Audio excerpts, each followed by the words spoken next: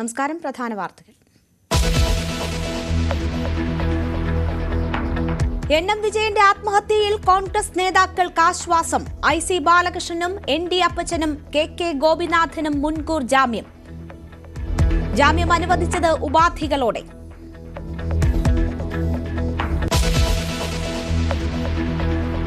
മണ്ണാർക്കാട് നബീസ കൊലക്കേസിൽ ദമ്പതികൾക്ക് ജീവപര്യന്തം. പ്രതികൾക്കെതിരായ എല്ലാ കുറ്റങ്ങളും തെളിഞ്ഞെന്ന് മണ്ണാർക്കാട് പ്രത്യേക കോടതി.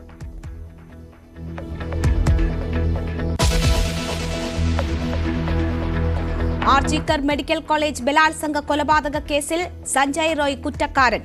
വിധി സിയാൽദ കോടതിയുടേത്. പ്രതി കുറ്റം ചെയ്തതായി തെളിഞ്ഞു. ശിക്ഷാവിധി തിങ്കളാഴ്ച.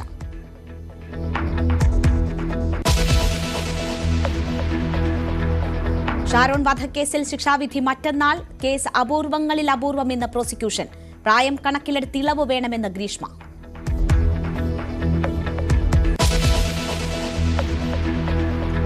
സൗജന്യ ചികിത്സ നൽകുമെന്ന വാഗ്ദാനം സർക്കാർ പാലിച്ചില്ല. ആലപ്പുഴയിൽ ചികിത്സാ പിഴവ് നേരിട്ട കുട്ടിയുടെ തുടർ ചികിത്സയ്ക്ക് പണം ആവശ്യപ്പെട്ടു.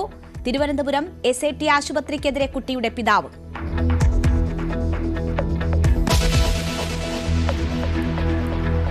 കേരളത്തിൽ RSS CPM സംഘർഷം അവസാനിപ്പിക്കാൻ ഇടപെട്ടെന്ന് സ്ഥിരീകരിച്ച് ശ്രീയം. തന്റെ ആത്മീയ ശക്തി കൊണ്ട് ഇരുഭാഗം നേതാക്കളും ഇത് അംഗീകരിച്ചു. യോഗ പഠിപ്പിച്ച CPMുകാർ ധ്യാനത്തിന്റെ വഴിയിലേക്ക് എത്തുമെന്നും ശ്രീയം ന്യൂസ് 18നോട്.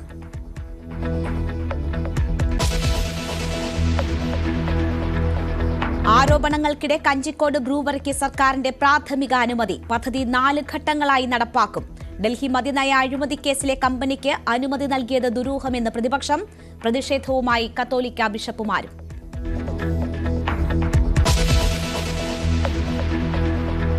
ബോളിവുഡ് നടൻ സെയ്ഫ് അലി ഖാനെ ആക്രമിച്ച പ്രതിയെ പിടികൂടാനാകാതെ പോലീസ്. പ്രതിയെന്ന് സംശയിക്കുന്നയാളുടെ 2 CCTV ദൃശ്യങ്ങൾ കൂടി പുറത്തുവന്നു. ഇയാൾ ഗുജറാത്തിലേക്ക് കടന്നെന്ന സംശയം.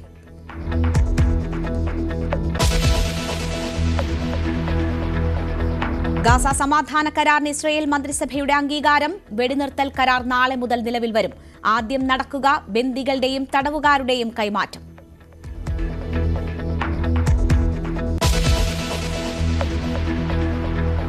ചാമ്പ്യൻസ് ട്രോഫി ക്രിക്കറ്റിൽ ഇന്ത്യയെ രോഹിത് ശർമ്മ തന്നെ നയിക്കും. ശുഭ്മാൻ ഗിൽ ഉപനായകൻ. മുഹമ്മദ് ഷമി വീണ്ടും ടീമിൽ ഇടം നേടാനാകാതെ Sanju Samson.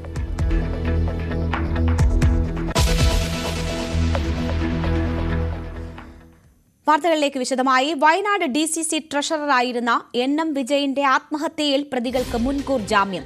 IC Balakrishnan MLA, DCC president ND അപ്പച്ചൻ, മുൻ കോൺഗ്രസ് നേതാവ് KK ഗോപിനാഥൻ എന്നിവർക്കാണ് കോടതി മുൻകൂർ ജാമ്യം അനുവദിച്ചത്. കൽപ്പറ്റ സെഷൻസ് കോടതിയുടേതാണ് നടപടി.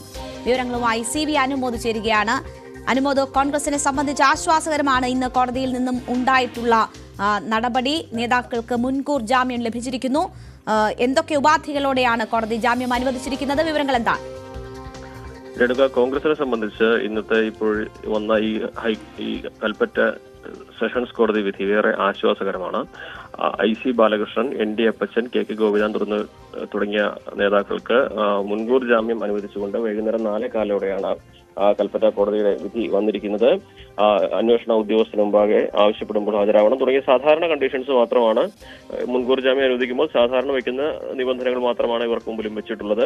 ഏറ്റവും പ്രധാനപ്പെട്ട ഒരു കാര്യം, ഇവർക്ക് ജാമ്യം നൽകുന്നത് ഈ കേസിന്റെ അന്വേഷണത്തെ ബാധിക്കുമെന്നും ഇവർ ജാമ്യത്തിൽ ഇറങ്ങുന്നത് ഈ കേസുമായി ബന്ധപ്പെട്ട ഇനിയുള്ള അന്വേഷണത്തിൽ കാര്യമായ സ്വാധീനമുണ്ടാക്കുമെന്നുമുള്ള പ്രോസിക്യൂഷന്റെ വാദങ്ങൾ തള്ളി എന്നുള്ളതാണ്. അതുകൊണ്ട് തന്നെ IC ബാലകൃഷ്ണന്റെ അഭിഭാഷകർ വാദിച്ചത് ഈ കേസുമായി ബന്ധപ്പെട്ട് നടത്തിയ സാമ്പത്തിക കുറ്റകൃത്യം എന്ന തരത്തിലുള്ള ആരോപണങ്ങളും ആത്മഹത്യ എന്നുള്ളതിന് രണ്ടായിട്ട് തന്നെ കാണണം. അതും ഇതും കൂട്ടി ഇണക്കാൻ കഴിയുന്നതല്ല എന്ന വാദം അംഗീകരിച്ചുകൊണ്ടാണ് കോടതി ജാമ്യം അനുവദിച്ചിട്ടുള്ളത്. എന്നാലും കോൺഗ്രസിനെ സംബന്ധിച്ച് വലിയ ആശ്വാസകരമാവുന്ന വിധിയാണ് ഇത് വന്നിരിക്കുന്നത്. അല്ലെങ്കിൽ മുൻകൂർ ജാമ്യം ലഭിച്ചില്ലെങ്കിൽ MLAയും DCC അധ്യക്ഷനൊക്കെ അറസ്റ്റിലേക്ക് പോകുന്ന ഒരു സാഹചര്യം ഉണ്ടാകും. അത് രാഷ്ട്രീയമായിട്ട് വലിയ പ്രതിരോധം തീർക്കേണ്ട സാഹചര്യമായി വരുമായിരുന്നു. എന്നിരുന്നാലും ഈ ഘട്ടത്തിൽ കോൺഗ്രസിനെ സംബന്ധിച്ച് വളരെ ആശ്വാസകരമാവുന്ന വിധിയാണ് ഇപ്പോൾ വന്നിരിക്കുന്നത്. CV അനുമോദാണ് വാർത്തയുടെ വിശദാംശങ്ങൾ നൽകിയത്. പാലക്കാട് മണ്ണാർക്കാട് ഭക്ഷണത്തിൽ വിഷം കലർത്തി മുത്തശ്ശിയെ കൊലപ്പെടുത്തിയ കേസിൽ കൊച്ചുമകനും ഭാര്യയ്ക്കും ജീവപര്യന്തം തടവ്. കരിമ്പുഴ സ്വദേശിനി നബീസ കൊല്ലപ്പെട്ട കേസിലാണ് ചെറുമകൻ ബഷീർ, ഭാര്യ ഫസീല എന്നിവർക്ക് മണ്ണാർക്കാട് പട്ടികജാതി പട്ടികവർഗ പ്രത്യേക കോടതി ശിക്ഷ വിധിച്ചത്. പ്രതികൾ 2 ലക്ഷം രൂപ പിഴയൊടുക്കണമെന്നും കോടതി ഉത്തരവിട്ടു. നബീസയെ കൊലപ്പെടുത്തിയ കേസിൽ മകളുടെ മകൻ ബഷീർ, ഭാര്യ ഫസീല എന്നിവർ കുറ്റക്കാരെന്ന് കോടതി നേരത്തെ കണ്ടെത്തിയിരുന്നു. 2016 ജൂൺ 24 രാവിലെയാണ് മണ്ണാർക്കാട് കരിമ്പുഴ സ്വദേശി നബീസയുടെ മൃതദേഹം കണ്ടെത്തിയത്. മൃതദേഹത്തിനു സമീപത്തെ സഞ്ചിയിൽ നിന്ന് ആത്മഹത്യാക്കുറിപ്പും മൊബൈൽ ഫോണും കണ്ടെടുത്തിരുന്നു. എഴുതാനറിയാത്ത നബീസയുടെ ആത്മഹത്യാക്കുറിപ്പാണ് കൊലപാതകത്തിന്റെ ചുരുളഴിച്ചത്. റമദാൻ നോമ്പ് തുറക്കാനെന്ന വ്യാജേന വീട്ടിലേക്ക് വിളിച്ചു വരുത്തിയായിരുന്നു കൊലപാതകം. ചീരക്കറിയിൽ വിഷം കലർത്തി നൽകിയാണ് പ്രതികൾ ആദ്യ ശ്രമം നടത്തിയത്. ഇത് പാളിയെന്ന് ഉറപ്പായതോടെ രാത്രിയിൽ ബലമായി വായിലേക്ക് വിഷം ഒഴിച്ചു നൽകി മരണമുറപ്പിച്ചു. ഒരു ദിവസം മൃതദേഹം വീട്ടിൽ സൂക്ഷിച്ച് തൊട്ടടുത്ത ദിവസം റോഡിൽ ഉപേക്ഷിച്ചു. എഴുത്തും വായനയും അറിയാത്ത നബീസയുടെ സഞ്ചിയിൽ നിന്നും കണ്ടെടുത്ത ആത്മഹത്യാക്കുറിപ്പാണ് അന്വേഷണത്തിൽ വഴിത്തിരിവായത്. ആത്മഹത്യയാണെന്ന് വരുത്തി തീർക്കാൻ ഫസീലയാണ് ആത്മഹത്യാക്കുറിപ്പും സ്വിച്ച് ഓഫ് ചെയ്ത മൊബൈലും നബീസയുടെ സഞ്ചിയിൽ വെച്ചത്. ഒരു ബന്ധുവിന്റെ ആഭരണം നഷ്ടമായ സംഭവത്തിൽ ഫസീലയ്ക്ക് പങ്കുണ്ടെന്ന് നബീസ പറഞ്ഞതിലുള്ള വൈരാഗ്യമാണ് കൊലപാതകത്തിൽ കലാശിച്ചത്. നബീസയുടെ മരണത്തോടെ തന്റെ ചീത്തപ്പേരുകൾ മാറുമെന്ന കണക്കുകൂട്ടലിലായിരുന്നു കൊലപാതകത്തിന്റെ ആസൂത്രണം. അങ്ങനെ 2016 ജൂൺ 21 മണ്ണാർക്കാട്ടെ ബന്ധുവിന്റെ വീട്ടിലേക്ക് പോയ നബീസയെ 22 ബഷീർ താമസിക്കുന്ന വാടക വീട്ടിലേക്ക് കൊണ്ടുപോയി. അവിടെ വെച്ച് വിഷം നൽകി കൊലപ്പെടുത്തിയെന്നാണ് കേസ്. നബീസയെ കാണാനില്ലെന്ന് പരാതിപ്പെടാനും മൃതദേഹം കണ്ടെത്തിയപ്പോൾ പോലീസിന് മൊഴി നൽകാനും മുന്നിലുണ്ടായിരുന്നത് ബഷീറാണ്. ആത്മഹത്യാക്കുറിപ്പും മൊബൈൽ ഫോണിലെ കോൾ ലിസ്റ്റും പരിശോധിച്ചാണ് പോലീസ് പ്രതികളിലേക്ക് എത്തിയത്. ബഷീറിന്റെ പിതാവ് മുഹമ്മദിനെ വിഷപദാർത്ഥം നൽകി കൊലപ്പെടുത്താൻ ശ്രമിച്ച കേസിൽ ഫസീല 5 വർഷം കഠിന തടവ് ശിക്ഷ അനുഭവിച്ചിട്ടുണ്ട്. ന്യൂസ് 18 പാലക്കാട്. പാറശാല ഷാരോൺ വധക്കേസിൽ കോടതിയിൽ അന്തിമവാദം പൂർത്തിയായി. പ്രതികൾക്കുള്ള ശിക്ഷ തിങ്കളാഴ്ച വിധിക്കും. ഗ്രീഷ്മയ്ക്ക് എന്തെങ്കിലും പറയാനുണ്ടോ എന്ന കോടതിയുടെ ചോദ്യത്തിന് ഗ്രീഷ്മ കോടതിയിൽ കത്ത് നൽകി. പഠിക്കണമെന്നും ബിരുദാനന്തര ബിരുദം നേടിയിട്ടുണ്ടെന്നുമാണ് കത്തിലുള്ളത്. അതിനാൽ ശിക്ഷയിൽ പരമാവധി ഇളവ് അനുവദിക്കണമെന്നും ഗ്രീഷ്മ ആവശ്യപ്പെട്ടു. അട്ടക്കുളങ്ങര വനിതാ ജയിലിൽ നിന്ന് കനത്ത പോലീസ് സുരക്ഷയിലാണ് രാവിലെ 10:30 ഗ്രീഷ്മയെ നെയ്യാറ്റിൻകര സെഷൻസ് കോടതിയിൽ എത്തിച്ചത്. 11 മണിക്ക് കോടതി നടപടികൾ ആരംഭിച്ചു. 11:16 കേസ് പരിഗണിച്ചു.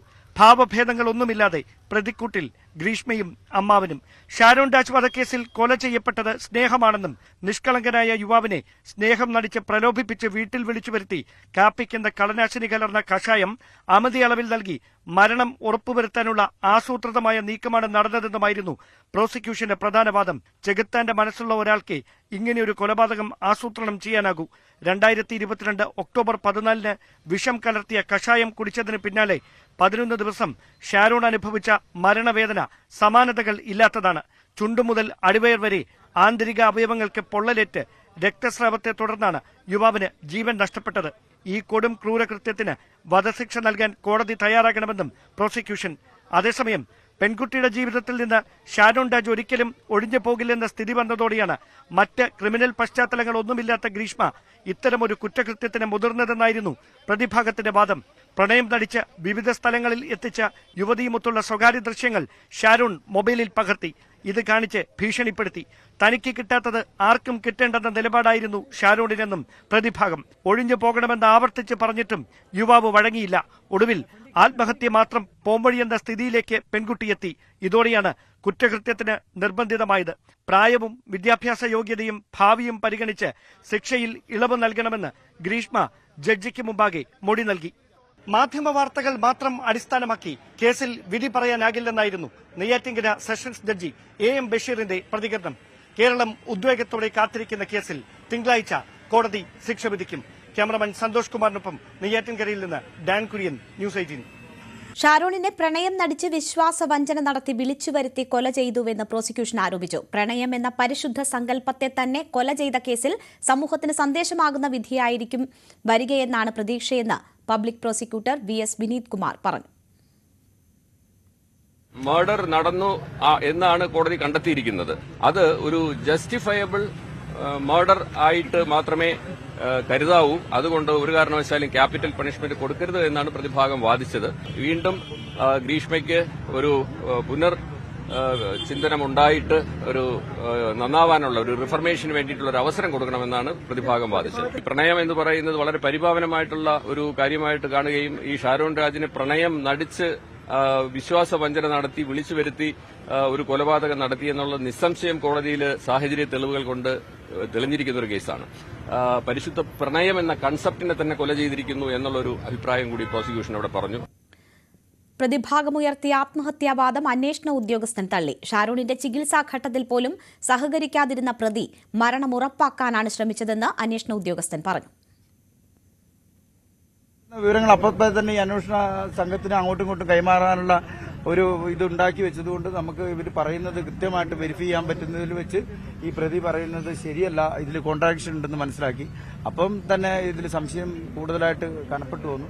അപ്പോൾ കൂടുതൽ ചോദ്യങ്ങൾ വസ്തുതകൾ വെച്ചും മറ്റ് തെളിവുകൾ വെച്ച് ചോദിച്ചപ്പോൾ അവസാനം പിടിച്ചു നിൽക്കാനാവാതെ എല്ലാ ഉത്തരവും മുട്ടിയ അവസരത്തിലാണ് ഇങ്ങനെ ഒരു കുറ്റകൃത്യം ചെയ്തു എന്ന്, അതും പൂർണ്ണമായിട്ടും പറഞ്ഞില്ല, ചെയ്തു എന്ന് അർത്ഥ രീതിയിൽ സമ്മതിച്ചു. അന്വേഷണവുമായിട്ട് പ്രതി സഹകരിച്ചിരുന്നു. സഹകരിക്കാതിരിക്കാൻ പറ്റില്ലായിരുന്നു എന്ന് പറഞ്ഞിട്ടുണ്ട്. ഒന്നും ഒളിച്ചു വെക്കാൻ പറ്റുന്ന രീതിയിൽ എല്ലാം പഴുതറച്ചിട്ടുള്ള അന്വേഷണമായിരുന്നു. കൊൽക്കത്ത ആർജിക്കർ മെഡിക്കൽ കോളേജ് ബലാത്സംഗ കേസിൽ പ്രതി സഞ്ജയ് റോയ് കുറ്റക്കാരൻ. ബലാത്സംഗവും കൊലപാതകവും തെളിഞ്ഞതായി സിയാൽദ കോടതി വിധിച്ചു. വധശിക്ഷയോ ചുരുങ്ങിയത് 25 വർഷം തടവോ ലഭിച്ചേക്കാമെന്ന പരാമർശവും കോടതി നടത്തി. ശിക്ഷ തിങ്കളാഴ്ച പ്രഖ്യാപിക്കും. രാജ്യവ്യാപക പ്രതിഷേധത്തിന് വഴിവെച്ച കൊൽക്കത്ത ആർജിക്കർ മെഡിക്കൽ കോളേജിലെ ജൂനിയർ ഡോക്ടറുടെ ബലാത്സംഗ കൊലപാതകത്തിനാണ് സിയാൽദ കോടതിയുടെ വിധി. പ്രതിയും മെഡിക്കൽ കോളേജിലെ സിവിക് വളണ്ടിയറുമായിരുന്ന സഞ്ജയ് റോയ്ക്കെതിരെ CBI ചുമത്തിയ കൊലപാതകം, ബലാത്സംഗം തുടങ്ങിയ കുറ്റങ്ങൾ തെളിഞ്ഞു. ആന്തരിക പരിശോധനാ ഫലം ഉൾപ്പെടെ ശാസ്ത്രീയ തെളിവുകൾ നിരത്തിയുള്ള CBI വാദമാണ് സിയാൽദ കോടതി ജഡ്ജി അനിർബാൻ ദാസ് അംഗീകരിച്ചത്. ഭാരതീയ ന്യായ സംഹിതയിലെ വകുപ്പുകൾ വിശദീകരിച്ച കോടതി ഇരയോട് കാണിച്ച ക്രൂരതയ്ക്ക് വധശിക്ഷയോ 25 വർഷം തടവോ ലഭിക്കാമെന്ന് വിധി പ്രസ്താവത്തിനിടെ പ്രതിയോടായി പറഞ്ഞു. ഭാരതീയ ന്യായ സംഹിതയിലെ സെക്ഷൻ 64 10 വർഷത്തിൽ കുറയാത്തതാണെന്നും സെക്ഷൻ 66 25 വർഷമോ വധശിക്ഷയോ ലഭിക്കാവുന്നതാണെന്നും കോടതി വ്യക്തമാക്കി. എന്നാൽ തെറ്റു ചെയ്തിട്ടില്ലെന്ന വാദം ആവർത്തിക്കുകയായിരുന്നു സഞ്ജയ് റോയ്. വിധി കേൾക്കാൻ കൊല്ലപ്പെട്ട ജൂനിയർ ഡോക്ടറുടെ കുടുംബം കോടതിയിൽ ഹാജരായിരുന്നു. കുടുംബം അർപ്പിച്ച വിശ്വാസത്തെ കോടതി മാനിച്ചതായി പെൺകുട്ടിയുടെ അച്ഛൻ ജഡ്ജിനോട് വികാരാധീനനായി പറഞ്ഞു. സഞ്ജയ് റോയ്ക്കുള്ള ശിക്ഷ തിങ്കളാഴ്ച പ്രഖ്യാപിക്കും. ശിക്ഷ പ്രഖ്യാപിക്കുന്നതിന് മുൻപ് സഞ്ജയ് റോയുടെ വാദം കൂടി കേൾക്കുമെന്ന് കോടതി അറിയിച്ചു. വിധി പറയുന്നത് കണക്കിലെടുത്ത് കനത്ത സുരക്ഷയാണ് കോടതിയിൽ ഒരുക്കിയിരുന്നത്. കോടതിക്ക് പുറത്ത് സംഘടിച്ച വിവിധ രാഷ്ട്രീയ കക്ഷി പ്രവർത്തകർ വധശിക്ഷ നൽകണമെന്ന് ആവശ്യപ്പെട്ടു. National desk news 18. ആലപ്പുഴയിൽ വനിതാ ശിശു ആശുപത്രിയിൽ അസാധാരണ വൈകല്യത്തോടെ ജനിച്ച കുഞ്ഞിന്റെ ചികിത്സയ്ക്കായി പണം ആവശ്യപ്പെട്ടെന്ന് പരാതിയുമായി കുടുംബം. താമസ സൗകര്യം അടക്കം വാഗ്ദാനം ചെയ്ത് വിളിച്ചുവരുത്തി വഞ്ചിച്ചതായി കുഞ്ഞിന്റെ അച്ഛൻ അനീഷ് ന്യൂസ് 18നോട് പറഞ്ഞു. പ്രാഥമിക കാര്യങ്ങൾക്ക് പോലും സൗകര്യമൊരുക്കിയില്ല. രക്തപരിശോധനയ്ക്ക് 1000 രൂപ ആവശ്യപ്പെട്ടതായും അനീഷ് പറഞ്ഞു. ഗുരുതരാവസ്ഥയിലായ കുഞ്ഞിനെ കഴിഞ്ഞ ദിവസമാണ് തിരുവനന്തപുരം SAT ആശുപത്രിയിലേക്ക് മാറ്റിയത്. ഇന്നലെ ഒരു 2 മണിയായപ്പോ എന്നോട് വിളിച്ചിട്ട് പറഞ്ഞ്, രാഹുൽ എന്ന് പറഞ്ഞൊരു തിരുവനന്തപുരത്ത് നിന്ന് ഒരു ഡോക്ടർ വിളിച്ചിട്ട് പറഞ്ഞ് എത്രയും പെട്ടെന്ന് നിങ്ങൾ തിരുവനന്തപുരത്തേക്ക് പറഞ്ഞ ചീഫ് മിനിസ്റ്ററിന്റെ ഓഫീസിൽ നിന്ന് വിളിക്കുവാണെന്ന് പറഞ്ഞു.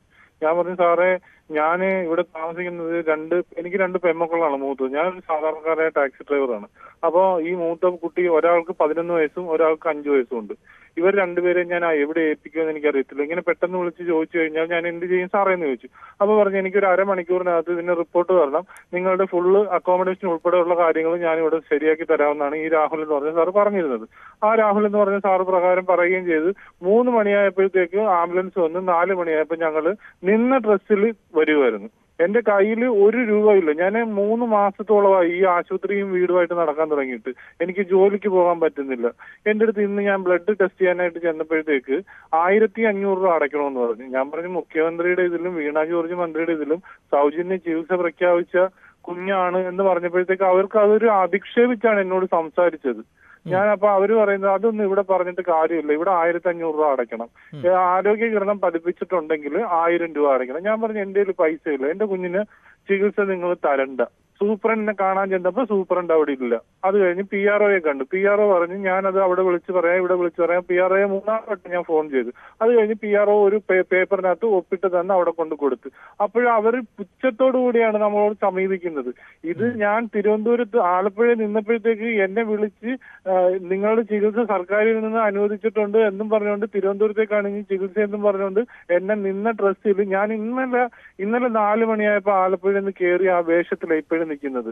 ഒന്ന് കുളിച്ചിട്ടില്ല, എന്റെ പ്രാഥമിക കാര്യങ്ങൾ നടന്നിട്ടില്ല, പല്ല് തേച്ചിട്ടില്ല, ആഹാരം പോലും കഴിക്കാനായിട്ട് നിവൃത്തിയില്ലാത്ത ഒരു അവസ്ഥയിലേക്കാണ് എത്തിയിരിക്കുന്നത്. ഈ രക്ഷിതാക്കളുടെ ഈ ബുദ്ധിമുട്ട് ന്യൂസ് 18 വാർത്തയാക്കിയതിനെ തുടർന്ന് ഇപ്പോൾ ഇടപെടലുകൾ ഉണ്ടായിരിക്കുകയാണ്. ആരോഗ്യമന്ത്രിയുടെ ഓഫീസ് ഇടപെട്ട് ഹോസ്പിറ്റലിൽ പേ വാർഡ് ഈ കുടുംബത്തിന് വേണ്ടി ഒരുക്കിയിട്ടുണ്ട്. സൗജന്യ ചികിത്സയ്ക്കുള്ള നിർദ്ദേശങ്ങളും നൽകിയിട്ടുണ്ട് എന്ന വാർത്തയാണ് ഇപ്പോൾ ലഭിക്കുന്നത്. ന്യൂസ് 18 വാർത്തയെ തുടർന്നാണ് ഇടപെടൽ ഉണ്ടായിരിക്കുന്നത്. പ്രതിപക്ഷം അഴിമതി ആരോപണം ശക്തമാക്കുന്നതിനിടെ കഞ്ചിക്കോട് ബ്രൂവറിക്ക് സർക്കാരിന്റെ പ്രാഥമിക അനുമതി. 600 കോടി മുതൽ മുടക്കുള്ള പദ്ധതി 4 ഘട്ടങ്ങളായി നടപ്പാക്കും. എക്സൈസ് കമ്മീഷണറുടെ ശുപാർശ പരിഗണിച്ചാണ് ഒയാസിസ് കമ്പനിക്ക് പദ്ധതിയുമായി മുന്നോട്ടു പോകാൻ സർക്കാർ അനുമതി നൽകിയത്. മധ്യപ്രദേശ് ആസ്ഥാനമായ ഒയാസിസ് കമ്പനിക്ക് പാലക്കാട് കഞ്ചിക്കോട് ബ്രൂവറി തുടങ്ങാനാണ് സർക്കാർ അനുമതി നൽകിയത്. 16-ാം തീയതി പുറത്തിറക്കിയ ഉത്തരവിൽ 1-ാം ഘട്ടത്തിൽ വിദേശ മദ്യ ബോട്ട്ലിംഗ് യൂണിറ്റ് സ്ഥാപിക്കുമെന്ന് വ്യക്തമാക്കുന്നു. 2-ാം ഘട്ടത്തിൽ എഥനോൾ നിർമ്മാണ യൂണിറ്റും 3-ാം ഘട്ടത്തിൽ മോൾട്ട് സ്പിരിറ്റ് പ്ലാന്റും നിർമ്മിക്കും. 4-ാം ഘട്ടത്തിലാകും ബ്രൂവറി. പദ്ധതിക്ക് ആവശ്യമായ വെള്ളം വാട്ടർ അതോറിറ്റി നൽകുമെന്നും ഉത്തരവിലുണ്ട്. പദ്ധതി ജലചൂഷണത്തിന് വഴിവെക്കുമെന്ന വിമർശനങ്ങൾക്കിടെ മഴവെള്ള സംഭരണി സ്ഥാപിച്ച് ജലചൂഷണം ഒഴിവാക്കാമെന്നും ഉത്തരവിൽ പരാമർശമുണ്ട്. സ്ഥാപനത്തിന് ആവശ്യമായ അസംസ്കൃത വസ്തുക്കളിൽ കേരളത്തിൽ ഉൽപ്പാദിപ്പിക്കുന്ന കാർഷിക വിളകൾ അടക്കമുള്ളതിനാൽ പദ്ധതി കാർഷിക മേഖലയ്ക്ക് ഗുണം ചെയ്യും. 20 വർഷത്തെ പ്രവൃത്തി പരിചയമുള്ള ഒയാസിസ് കമ്പനി സംസ്ഥാനത്ത് കൂടുതൽ തൊഴിലവസരം സൃഷ്ടിക്കുമെന്നും ഉത്തരവിലുണ്ട്. അതേസമയം പദ്ധതിക്ക് പിന്നിൽ വൻ അഴിമതിയുണ്ടെന്ന് പ്രതിപക്ഷം ആവർത്തിച്ചു. ഒയാസിസ് ഡൽഹി മദ്യനയ അഴിമതി കേസിൽ ഉൾപ്പെട്ട കമ്പനിയാണെന്നും പ്രതിപക്ഷം ആരോപിക്കുന്നു. ഡൽഹി മദ്യനയ അഴിമതി കേസിൽ പെട്ട കമ്പനിയാണ്. ഈ കമ്പനിയുടെ ഉടമയെ അറസ്റ്റ് ചെയ്തിട്ടുണ്ട്. ആ കേസിൽ പെട്ട് കിടക്കുകയാണ്. Ethanol plant, multi field distillation unit, IMFL bottling unit, brewery plant, അതുപോലെ wine plant, brandy plant, spirit plant, ഇതൊക്കെ കൊടുത്തിരിക്കുകയാണ് ഇതിന്റെ മറവിൽ. ടെൻഡർ വിളിക്കാതെ ഒയാസിസ് കമ്പനിയുടെ കയ്യിൽ നിന്നൊരു അപേക്ഷ എഴുതി വാങ്ങി ആ അപേക്ഷയുടെ പുറത്ത് ക്യാബിനറ്റിൽ കൊണ്ടുവന്ന് തീരുമാനമെടുക്കുന്നത് രാജഭരണകാലത്ത് പോലും നടക്കാത്തൊരു കാര്യമാണ്. ബ്രൂവറിക്ക് അനുമതി നൽകിയത് പൊതുസമൂഹത്തോടുള്ള വെല്ലുവിളിയാണെന്ന് വിമർശിച്ച് സർക്കാരിനെതിരെ KCBCയും രംഗത്ത് വന്നു. ന്യൂസ് 18 തിരുവനന്തപുരം. ബ്രൂവറിക്ക് അനുമതി നൽകിയതിൽ പ്രതിപക്ഷം അനാവശ്യ വിവാദങ്ങൾ ഉണ്ടാക്കുന്നതായി LDF കൺവീനർ TP രാമകൃഷ്ണൻ. താൻ എക്സൈസ് മന്ത്രിയായിരുന്ന കാലത്ത് തന്നെ ബ്രൂവറികൾ അനുവദിക്കുന്ന കാര്യത്തിൽ നയപരമായ തീരുമാനം LDF കൈക്കൊണ്ടിരുന്നു. കോവിഡ് കാലമായതിനാലാണ് അന്ന് വിവാദം ഒഴിവാക്കാനായി തീരുമാനത്തിൽ നിന്ന് പിന്നോട്ടു പോയതെന്നും TP രാമകൃഷ്ണൻ പറഞ്ഞു. കേരളത്തിലെ RSS CPM സംഘർഷം അവസാനിപ്പിക്കാൻ മധ്യസ്ഥനായെന്നും തന്റെ ആത്മീയ ശക്തി കൊണ്ടാണ് ഇരുവിഭാഗം നേതാക്കളും അത് അംഗീകരിച്ചതെന്നും ശ്രീ എം. ഇപ്പോഴും CPM RSS നേതാക്കളുമായി നല്ല ബന്ധമാണ്.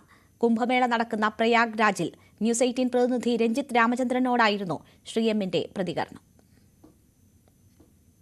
RSS CPM സംഘർഷം അവസാനിപ്പിക്കാനുള്ള ഒത്തുതീർപ്പ് ചർച്ചയ്ക്ക് നേതൃത്വം നൽകിയെന്ന വാർത്ത ആദ്യമായാണ് ശ്രീ എം തന്നെ സ്ഥിരീകരിക്കുന്നത്.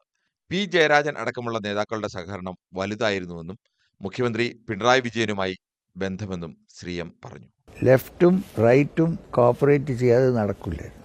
ഞാൻ അതിനൊരു സെൻട്രൽ ഫിഗറായിട്ടിരുന്ന് ചെയ്തു. കാരണം അവരെ ഒന്നിച്ചു കൊണ്ടുവന്നു. അത് എൻ്റെ ഒരു ആധ്യാത്മികമായിട്ടുള്ള ഒരു ശക്തി കൊണ്ട് മാത്രമേ ഇത് നടക്കുകയുള്ളൂ. അല്ലാതെ നടക്കാനുള്ള ചാൻസേ ഇല്ല. സനാതന ധർമ്മത്തെ എതിർത്ത് മുഖ്യമന്ത്രി പിണറായി വിജയന്റെ നിലപാടിനോടുള്ള ശ്രീ എമ്മിന്റെ പ്രതികരണം അറിവില്ലായ്മ എന്നായിരുന്നു. അറിവില്ലായ്മ കൊണ്ട് പറയുന്നതാണ് ഇതെല്ലാം. ഒന്ന് ശരിയായിട്ട് ഇതിനെ ഒന്ന് സ്റ്റഡി ചെയ്ത് കഴിഞ്ഞാൽ ആരും ഇങ്ങനെ ഒന്നും പറയില്ല. പിന്നെ അതിനൊരു പൊളിറ്റിക്കൽ വ്യൂ ഉണ്ട് കേട്ടോ. ഈ പോളിറ്റിക്സും റിലിജനും സ്പിരിച്വാലിറ്റിയും ചേരുമ്പോഴാണ് വലിയ പ്രശ്നങ്ങളുണ്ടാകുന്നത്. അപ്പോൾ എൻ്റെ ഒരു പൊളിറ്റിക്കൽ വ്യൂ നേരെ ഇതിൻ്റെ എതിരാണെങ്കിൽ ഞാൻ ഇത് കൊള്ളില്ലെന്ന് പറയും. ഇതിന് ഡിഫക്റ്റ് കണ്ടുപിടിക്കാൻ നോക്കുക. അതിൽ നല്ല കാര്യങ്ങൾ ഞാൻ കണ്ടുപിടിക്കാൻ നോക്കൂല. തന്റെ കീഴിൽ യോഗ പഠിച്ച CPM കേഡർമാർ ധ്യാനത്തിന്റെ ആത്മീയ വഴിയിലേക്ക് എത്തുമെന്നാണ് പ്രതീക്ഷയെന്നും ശ്രീ എം. ഞാൻ ഈ കമ്മ്യൂണിസ്റ്റുകാരുടെ കേഡേഴ്സിനെല്ലാം യോഗ പഠിപ്പിച്ചു കൊടുത്തു. അപ്പോൾ യോഗ ചെയ്യുമ്പോൾ പിന്നെ അതിനൊന്നും പിന്നെ ധ്യാനമൊക്കെ പിന്നെ അവർ പതുക്കെ പഠിച്ചോളും. അത് യോഗാസനം ചെയ്യട്ടെ.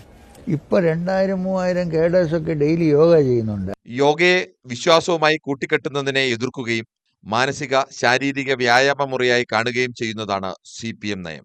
ഈ നയത്തെ തന്നെ വെട്ടിലാക്കുന്നതാണ് CPM കേഡർമാരെ യോഗ പഠിപ്പിച്ചെന്ന് അവകാശപ്പെടുന്ന ശ്രീഎമ്മിന്റെ നിലപാട്. Political bureau, news 18. നടി ഹണി റോസിന്റെ പരാതിയിൽ രാഹുൽ ഈശ്വറിനെതിരെ നടപടി ഉണ്ടാകില്ല. രാഹുൽ ഈശ്വറിനെതിരെ കേസെടുക്കാനുള്ള വകുപ്പില്ല എന്നാണ് പോലീസിന് ലഭിച്ച നിയമോപദേശം. ബോബി ചെമ്മണ്ണൂരിന്റെയും രാഹുൽ ഈശ്വറിന്റെയും കേസുകൾ തമ്മിൽ വ്യത്യാസമുണ്ട്. ഹണി റോസിന് രാഹുൽ ഈശ്വറിനെതിരെ അപകീർത്തി കേസ് നൽകാം. എന്നാൽ നിലവിലുള്ള പരാതിയിൽ കേസെടുക്കാനാകില്ലെന്ന് നിയമോപദേശത്തിൽ പറയുന്നു. തീരുമാനത്തിൽ സന്തോഷമുണ്ടെന്ന് രാഹുൽ ഈശ്വർ പ്രതികരിച്ചു. തീർച്ചയായും ആശ്വാസമുണ്ട്. പക്ഷെ അതിൽ ഒരു വേദന ബാക്കി നിൽക്കുന്നുണ്ട്. അതായത് യുവജന കമ്മീഷനും വനിതാ കമ്മീഷനും അടക്കം ഭരണഘടനാ പദവിയുള്ള 2 കമ്മീഷനുകളാണ് രാഹുൽ ഈശ്വറിനെതിരെ കേസെടുക്കണമെന്നും കേസെടുത്തു എന്നും ഒക്കെ നിരന്തരം അവർ വാർത്ത പറയുകയും എന്നെ വേട്ടയാടുകയും ചെയ്യുന്നത് ന്യായമാണോ എന്ന് മീഡിയ ചോദിക്കണ്ടേ? ടിപ്പ് ബർസ പാനിയിൽ രവീന ടണ്ടൻ ധരിക്കുന്ന രീതിയിൽ സാരി ധരിച്ച് ഒരു പൊതുപരിപാടിയിൽ ഇനോഗ്രേറ്റ് ചെയ്യാൻ വരരുത്. അവിടെ ഞാൻ ഉദ്ദേശിക്കുന്നവരുടെ വസ്ത്രധാരണ രീതിയാണ്. ലൈംഗികോദ്ദീപകമായ സെക്ഷുവലി കളേർഡ് റിമാർക്സ് പറഞ്ഞാൽ അത് തെറ്റല്ലേ? സെക്ഷുവലി കളേർഡായ രീതിയിൽ വസ്ത്രം ധരിച്ചാൽ അതും തെറ്റല്ലേ?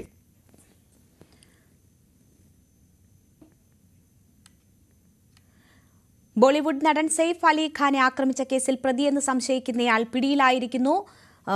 മനു ഭരത് വാർത്തയുടെ വിശദാംശങ്ങളുമായി ചേരും.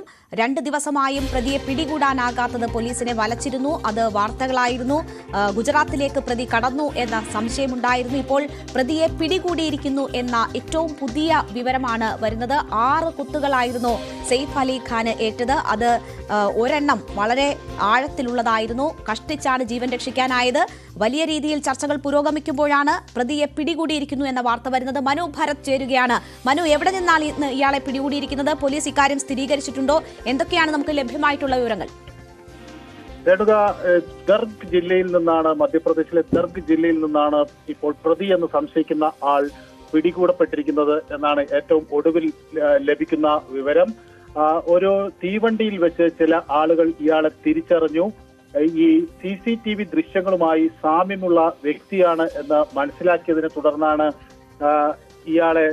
ഈ വിഷയം ട്രെയിൻ യാത്രക്കാർ പോലീസിനെ അറിയിച്ചത്. തുടർന്ന് പോലീസ് എത്തുകയും ദർഗ് ജില്ലയിൽ വെച്ച്, മധ്യപ്രദേശിലെ ദർഗ് ജില്ലയിൽ വെച്ച് ഇയാളെ കസ്റ്റഡിയിലെടുക്കുകയും ചെയ്തിട്ടുണ്ട്. ഇയാൾ ആണ് ഈ കേസിലെ പ്രതി എന്ന സംശയം വളരെ ബലപ്പെട്ടിരിക്കുകയാണ്.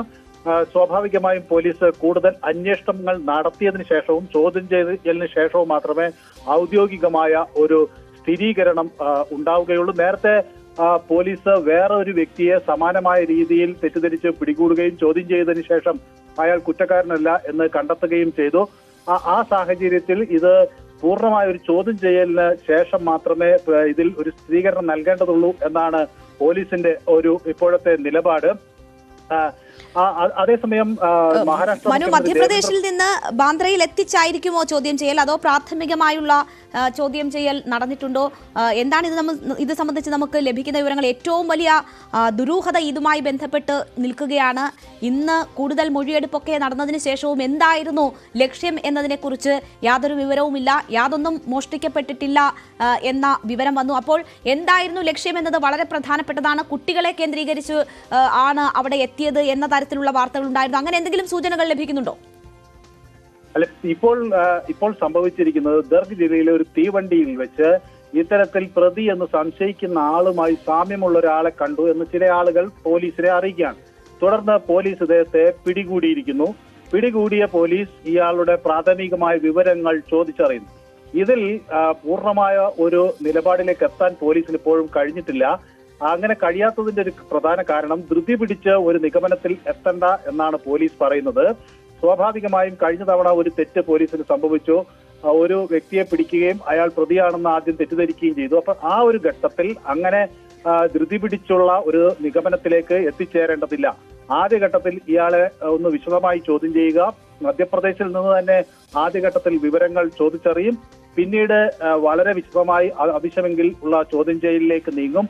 അതിന് ആദ്യഘട്ടത്തിലെ ചോദ്യം ചെയ്യലുകൾക്ക് ശേഷമായിരിക്കും ഇത് അന്വേഷണ സംഘം ഇത് സംബന്ധിച്ചുള്ള തീരുമാനം എടുക്കുക. അപ്പൊ ഇയാൾ ജനുവരി 16 തീയതിയാണല്ലോ സ്വാഭാവികമായും ഈ സംഭവം ഉണ്ടാകുന്നത്. അപ്പൊ സെയ്ഫ് അലി ഖാന്റെ ആ വീട്ടിൽ എങ്ങനെ എത്തി, അവിടെ ഈ പട്ടോടി കുടുംബത്തിന് ഇങ്ങനെ ഒരു ഭീകരാന്തരീക്ഷം സൃഷ്ടിക്കാനുള്ള കാരണം എന്ത്, അതിൽ കൊള്ള അടിക്കുക എന്ന ലക്ഷ്യമുണ്ടായിരുന്നു.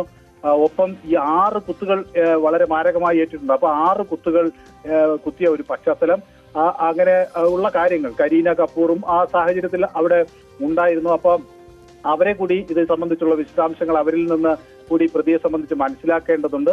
അതെല്ലാം ആദ്യഘട്ടത്തിൽ ഇയാളെ ചോദ്യം ചെയ്യും. പിന്നീട് കൂടുതൽ ഇയാൾ പറയുന്ന കാര്യങ്ങളിൽ കൃത്യതയുണ്ടോ എന്ന് മനസ്സിലാക്കാനായി കൂടുതൽ പരിശോധനകൾ നടത്തും. അതിന് ശേഷം മാത്രമായിരിക്കും ഇതിൽ ഒരു ഔദ്യോഗിക സ്ഥിരീകരണം ഉണ്ടാകുക എന്നാണ് പോലീസ് മനസ്സിലാക്കുന്നത്, പോലീസ് വ്യക്തമാക്കുന്നത്. ഏതായാലും ഇങ്ങനെ ഒരു 12ാം നിലയിലേക്കൊക്കെ എങ്ങനെ കയറി ഇയാൾ എത്തി, എങ്ങനെ ഈ വിഷയത്തിലേക്ക് അല്ലെങ്കിൽ ഈ വീട്ടിലേക്ക് ഇയാൾക്ക് കടക്കാൻ കഴിഞ്ഞു, ആരുടെ പിന്തുണയുണ്ടായിരുന്നു തുടങ്ങിയ ഒട്ടനവധി വിഷയങ്ങൾ പോലീസിന് തീർച്ചയായും ഒരുപാട് വിഷയങ്ങൾ ചോദിച്ചറിയാനുണ്ട്. ആദ്യം ഈ പ്രതി തന്നെയാണ് ആക്രമണം നടത്തിയതെന്ന് ഇയാൾ തന്നെയാണ് ആക്രമണം നടത്തിയതെന്ന് സ്ഥിരീകരിക്കേണ്ടതുണ്ട്. മനു, പോലീസ് വലിയ പ്രതിരോധത്തിലായിരുന്നു. 2 ദിവസം കഴിഞ്ഞിട്ടും പ്രതിയെ പിടികൂടാനാകാത്ത സാഹചര്യം. ഒരാളെ കസ്റ്റഡിയിലുണ്ടായിരുന്നു പ്രതിയെന്ന് കരുതി, പക്ഷേ മണിക്കൂറുകളോളം മൊഴിയെടുത്ത് അതിനുശേഷം വിട്ടയച്ചു. പ്രതിക്ക് അയാൾക്ക് ഇതുമായി ഒരു ബന്ധവുമില്ല എന്ന് പോലീസ് പറയുന്നു. എങ്ങോട്ടേക്ക് അന്വേഷണം വ്യാപിപ്പിക്കണമെന്ന് പോലും അറിയാത്ത സാഹചര്യമായിരുന്നു. ബാന്ദ്ര റെയിൽവേ സ്റ്റേഷനിൽ എത്തി ട്രെയിനിൽ രക്ഷപ്പെട്ടിരിക്കാം എന്ന് മാത്രമായിരുന്നു ഊഹം.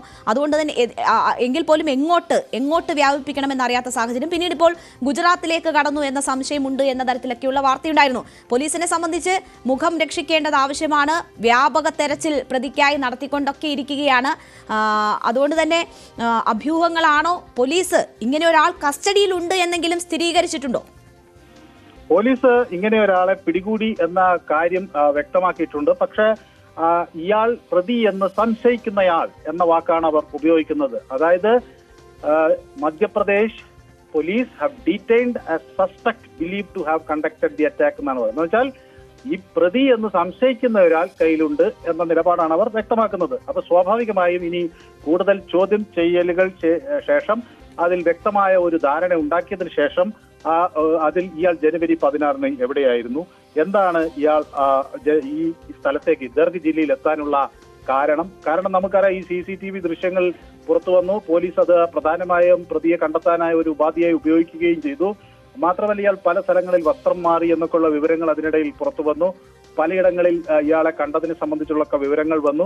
അപ്പൊ സ്വാഭാവികമായും അതെല്ലാം കൂട്ടിയോജിപ്പിച്ച് കൊണ്ട് പരിശോധിച്ച് ഒരു കൃത്യത വന്നതിന് ശേഷം പ്രതികരിക്കാം എന്ന നിലപാടിലാണ്. എന്തായാലും CCTVയിൽ കണ്ട പ്രതിയുടെ ദൃശ്യങ്ങളോട് സാമ്യതയുള്ള ആളെയാണ് ഇപ്പോൾ കസ്റ്റഡിയിലെടുത്തിരിക്കുന്നത്. കൂടുതൽ ചോദ്യം ചെയ്യലിന് ശേഷം മാത്രമേ ഇത് ആക്രമണം നടത്തിയ വ്യക്തിയാണോ എന്നത് കാര്യം ഉറപ്പാക്കാനാകൂ. പോലീസ് ഇപ്പോൾ അത്തരം ഒരു സ്ഥിരീകരണം നടത്തിയിട്ടില്ല.